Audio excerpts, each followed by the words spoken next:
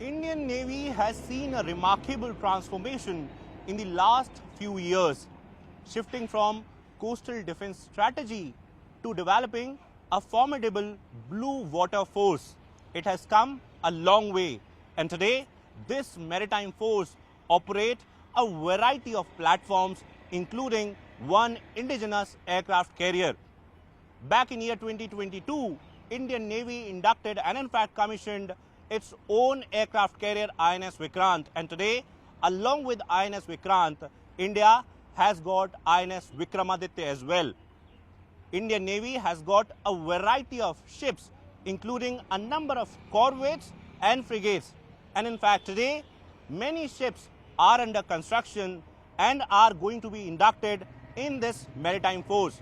In the last few years, we have seen that how focus has been on Atmanirbharta.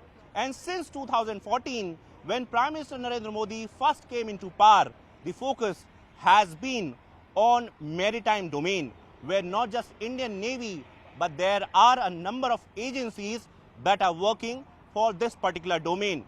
We know that how IFC IOR was established as an agency to keep an eye on activities that are happening in the Indian Ocean region. In fact, this prime agency is coordinating with Indian Navy to keep an eye on the maritime domain.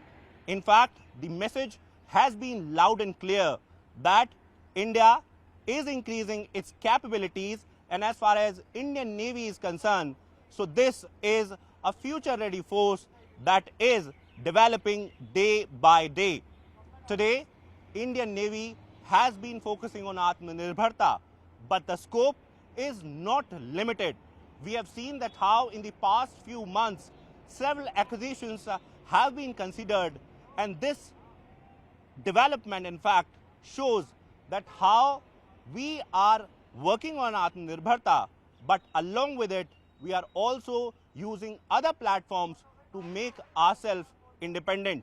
Indian Navy has been seeing a transformation, and officers say that they are not going to stop because their agenda, their idea, and their target is for next 20 years.